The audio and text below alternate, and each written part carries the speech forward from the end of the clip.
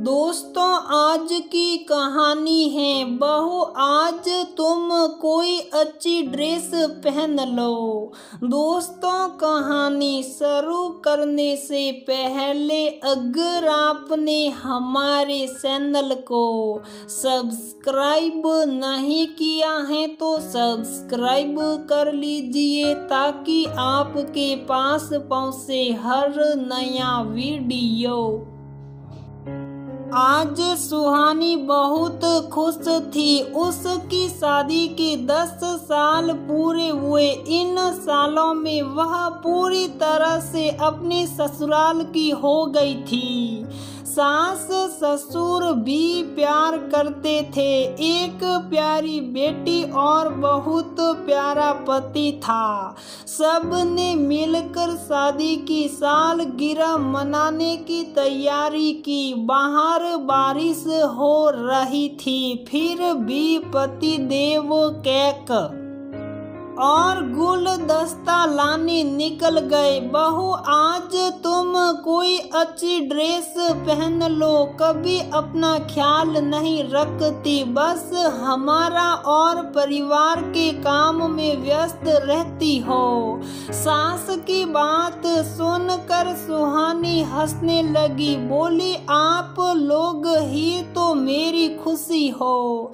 शादी के इतने सालों में गिन कर कुछ ही बार वो मायके गई थी। सारा त्योहार अपने सास ससुर और ननद देवर के साथ बिताया। उसके कहीं आने जाने से वृद्ध और बीमार सास ससुर परेशान हो जाते थे। ससुर को इंसुलिन की सुई और सासू माँ को समझ से हार्ट की दवाई सब करती थी वो।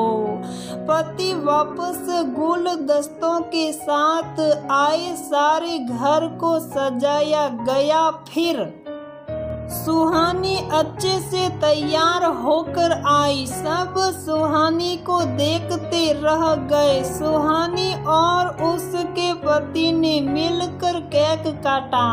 तभी कॉल बेल बजा। दरवाजा खोलते ही सुहानी खुशी से उछल पड़ी। उसके मम्मी पापा आए थे।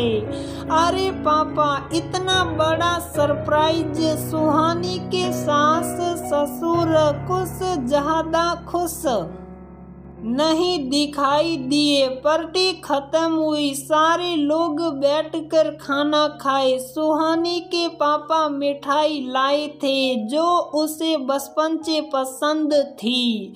सुहानी ने खाना के साथ मिठाई भी सबों को परोसा। खाने की टेबल पर सुहानी की माँ ने बोला, बेटा, एक शहर में रहने पर भी तुम आती नहीं हो। आ जाया करो, हमारा भी मन बदल जाया करेगा। तभी सुहानी की सास ने तपाक से जवाब दिया, क्या करेगी आपके पास आकर?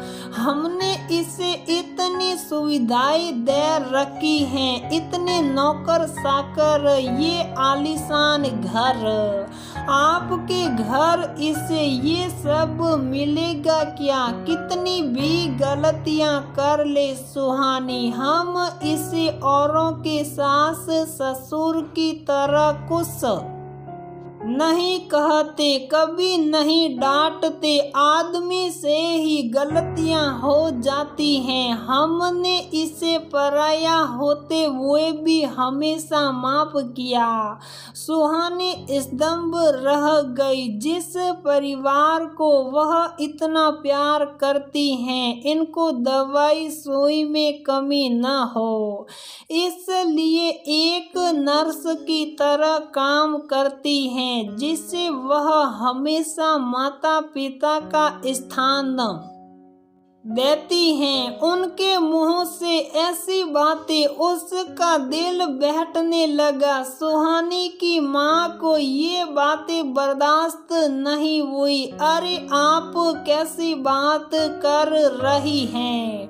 सुहानी जहाँ पली बड़ी है और जितना लाड प्यार से हमने रखा है, उसके सामने ये सुविधाओं का क्या करना। वहाँ भी कोई ज्यादा कमी नहीं है। और ऐसी कौन सी गलती कर दी इसने, जरा हमें भी तो पता चले। सुहानी ने बात संभालने की कोशिश की, पर उसकी सास फिर बोल पड़ी। अरे मैं तो मरते मरते बसी, मेरे सर में दर्द था, इसने मुझे पेट दर्द की दवा दे दी थी और बोली मेरी मम्मी यही दवाई खाती हैं। वो तो मैंने दवाई नहीं खाई, अपने हाथ में रखी रही। जब मेरा बेटा आया तब उसे दिखाया कि देख बेटा दवाई सही है कि नहीं। इतना सुनते ही सुहानी के पति ने कहा, माँ दोनों दवाइयाँ एक ही तरह की होती हैं, उस दिन भी मैंने बताया था आपको। सासू बोली, तो फिर तुमने वह दवाई मुझे खाने क्यों नहीं दी? सुहानी के दिमाग में बिजली सी झंझनाहट होने लगी। इतने सालों के साथ के बाद इतना अविश्वास वह पति के तरफ देखी।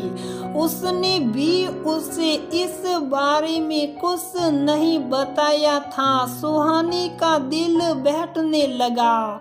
इतने में उसके पिता बोले, बेटा कुछ दिनों के लिए हमारे साथ चलो, फिर आ जाना। उन्होंने सुहानी को अलग ले जाकर धीमी स्वर में समझाया, बेटियों और बहुओं का काम दोनों परिवार को जोड़ कर रखना है। इन छोटी छोटी बातों से परेशान नहीं होते।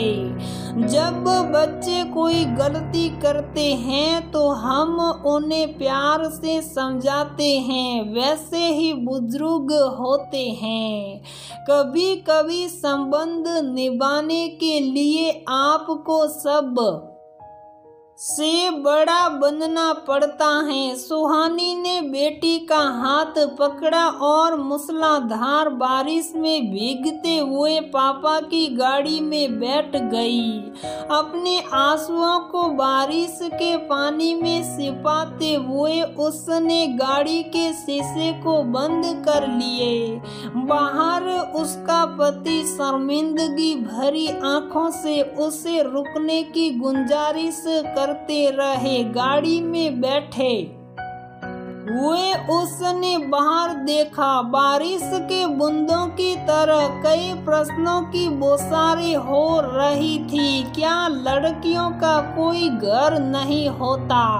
बचपन में लोग कहते हैं तेरा ये घर नहीं है, अपने घर तो बाद में जाएगी और ससुराल में हमेशा पराया ही समझा जाता है। साथ ही उसे पिता की बात भी समझ में आ रही थी। कभी कभी रिश्ते निभाने के लिए हमें बड़ा बनना पड़ता है। रिम झिम बारिश में उसे लगा पूरा आसमां उसके साथ रो रहा है। तो दोस्तों, हमारी ये कहानी यहीं पर समाप्त होती है। अगर आपको हमारी ये कहानी पसंद आती है तो प्लीज वीडियो को लाइक करें, शेयर करें और हमारे चैनल को सब्सक्राइब जरूर करें।